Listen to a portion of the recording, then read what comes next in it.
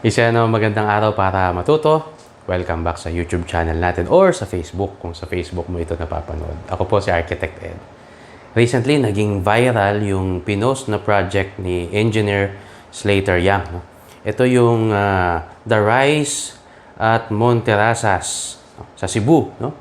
Kung di nyo pa napapanood, viral yung, ano na yun, no? Yung video na yun ni Engineer Slater Yang. No?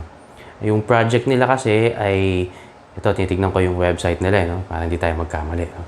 Itong The Rise at Monterasas, isa siyang luxury condominium development. No? Nandun talaga siya sa bundok. No? Hindi siya nasa gilid ng bundok. Nasa bundok talaga siya. Yan. No? At ang inspiration nila ay yung Rice Terraces. Yan. Ano daw ang aking reaction sa project na ito? Di mag-comment tayo. Check this out. Isa namang magandang araw para matuto. Welcome back sa YouTube or sa Facebook page.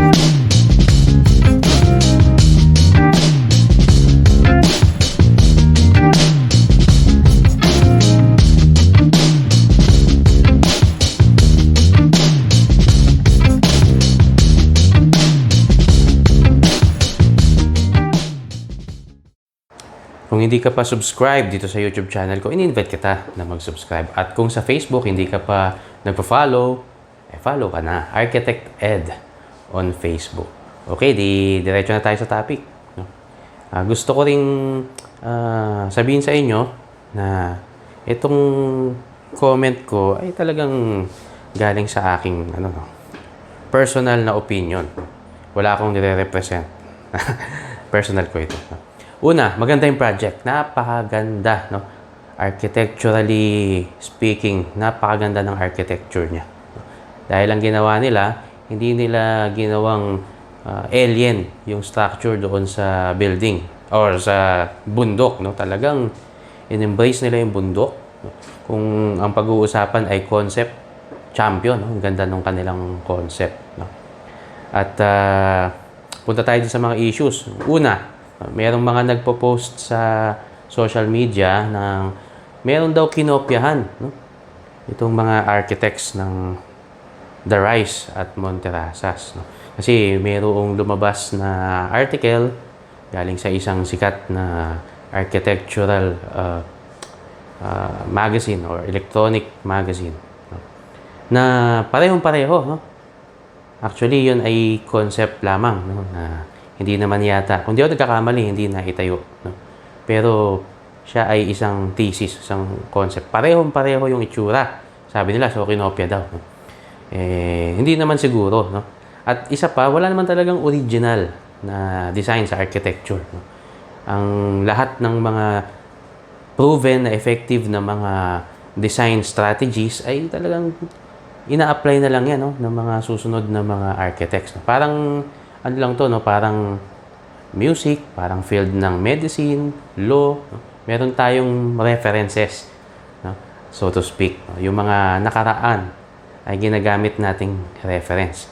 Therefore, pwede tayong ma-inspire. No? Sabihin na natin na-inspire sila ng mga naunang mga design solutions noon. So, hindi naman yun mali. At as long as hindi nila eksaktong kinopya. No? Plagiarism na yun. So, hindi naman nila yung ginawa siguro. No?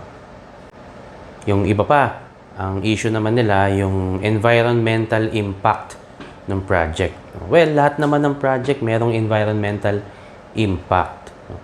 Kaya nga kumukuha ng permit. No? Ang tawag doon sa permit na yon ay Environmental Compliance Certificate. So, kung ma-violate ng husto yung interest ng environment, syempre hindi papayagan yung project na yun. Well, let's give them the benefit of the doubt. No? Baka meron sila nun. Syempre, nag-secure sila ng ECC, no? Environmental Compliance Certificate. No? Kung hindi man, baka syempre kukunin nila yun para matuloy yung project. So, wait and see tayo. No? Pero yun nga, sigurado may mga engineers sila na nag-aral niya, no? Meron silang mga expert, no? Na magte-take care, no? Doon sa issue na yan tungkol sa environmental impact ng project. No? Pero syempre, lahat naman ng project na itinatayo natin ay may environmental impact talaga. Dapat lang ma-manage ng tama. Hindi masyadong malaki yung harm na ibibigay sa environment. And this time, samantalahin na rin natin, no? Total, naging viral yung pagtatayo ng ng condo na yon dun sa bundok. Ibig sabihin ay yung terrain ay matindi yung slope. Kasi bundok nga eh. May mga nagtatanong kasi sa akin, paano daw ba gagawa ng bahay or ng isang habitable structure sa ganong klase ng lote, no? Yung talagang matarik siya, no? Yan. No? So, tingnan natin. Gawa tayo ng studies, no? Meron kasing mga solution dyan, no? At yung pag-uusapan natin, dalawang solution. Okay, drawing board tayo. Gaya nung nabanggit ko, may dalawang dahilan o may dalawang strategy, no? Kasi ang sagot kasi diyan, paano gagawa ng isang habitable na structure, bahay for that matter, sa isang sloping. Ito, sabihin natin ito yung slope. Yan. Slope ng lupa. Sabihin natin ganyan yung lupa, no? Hindi, no? Yan, may vegetation dyan. Yan. Para maintindihan nyo. Ang sagot ko dyan, depende. Depende saan? Depende kung nasaan yung daanan or yung road. Okay. Paano mo didiskartehan na ganito yung lote mo? Ang sagot ko, depende kung nasaan yung road. Bakit natin nasabi yun? Kasi mayroong diskarte na tinatawag na cut. Ibig sabihin, kukuha ka ng lupa. Tapos, and fill. Yung fill naman, ibig sabihin, magtatambak ka. Yan. So, yan yung dalawang basic. No? It's either you will cut or you will fill or combination. No? Gaya na nabanggit ko, depende sa kung nasaan yung kalsada. Example, yung kalsada mo nandito. Nandito sa baba. Ayan. Ito yung road.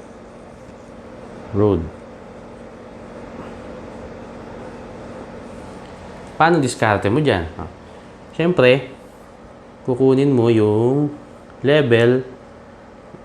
Pwede kang mag-cut. Kung kukunin mo yung level ng road.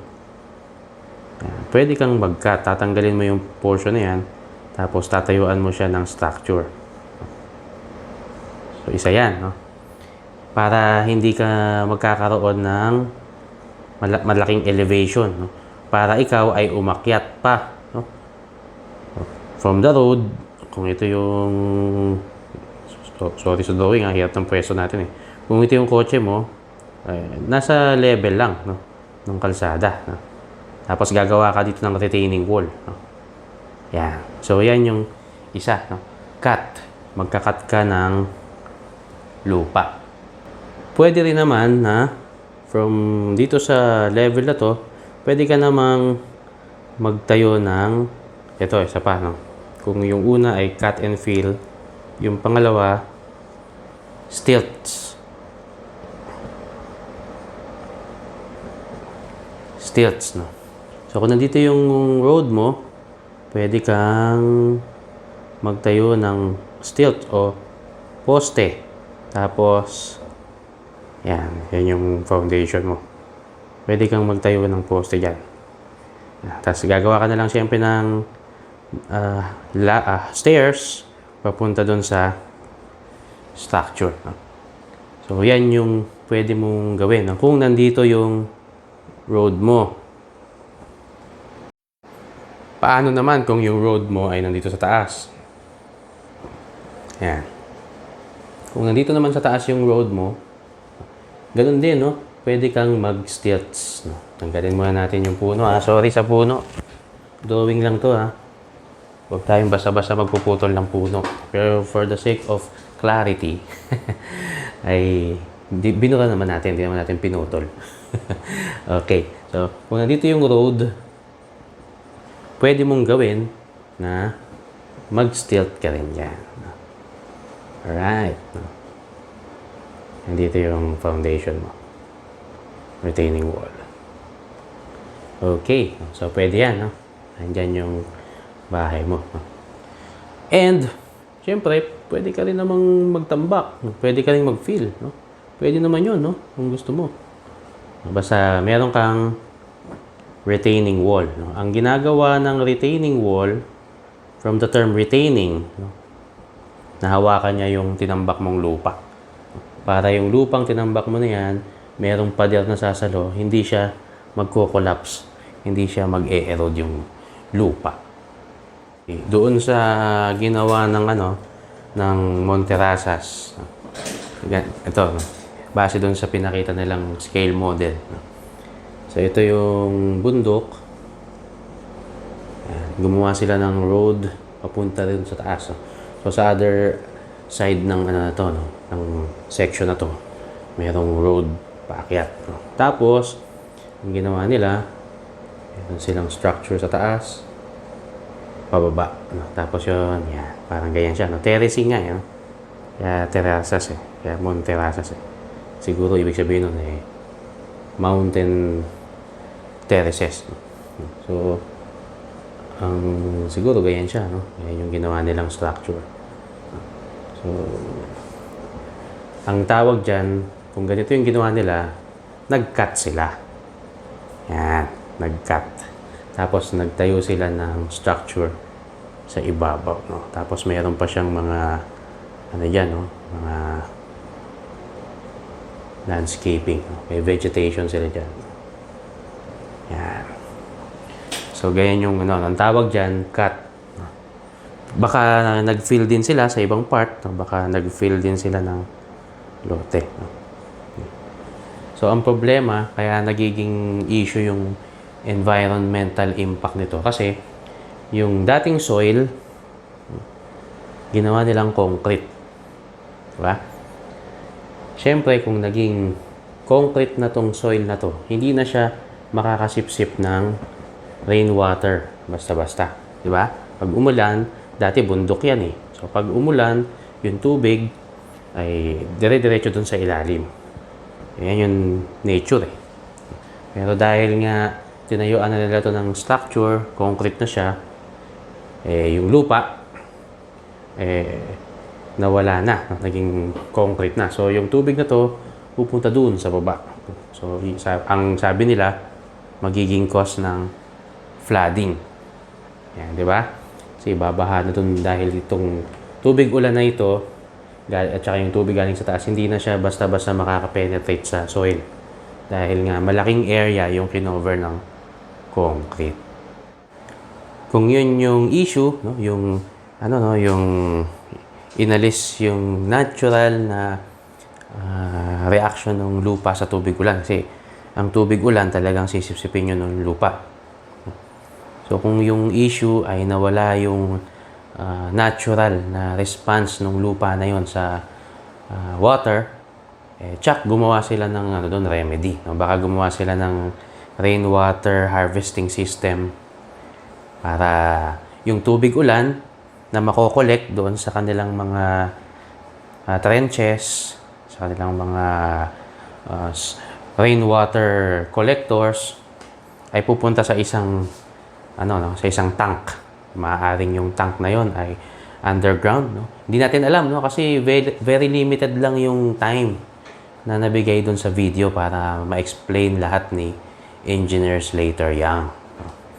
So sigurado meron silang ginawang doon, no? Paraan. Mahirap kasi mag-comment doon sa iniisip natin na baka hindi nila inisip. Pero totoo, syempre pinag-aralan nila yung lahat ng aspects na yun. No? Si project nga yan. No? So nag-aral silang mabuti. Sabi nga matagal na panahon daw nila yun na pinormulate yung design na yun. So let's give it to them. No? Ginawa nila yun. No? So ang ibig kong sabihin, mga professional sila, ginawa nila yung tama ayon sa sinasabi ng kanilang knowledge, at yung project ayon naman sa sinabi ni Engineer Slater ay pinag-isipan din nila yung environmental impact. No? Meron talaga yon, no? Pero minanage nila yon for sure. Okay? So, yan yung aking konting opinion at konting lecture. Sana natuto kayo at sana magkita-kita po ulit tayo sa susunod nating content dito sa ating YouTube channel at Facebook page. Maraming salamat po. Mag-ingat po tayong lahat hanggang sa susunod. Ako po si Architect Ed. Bye!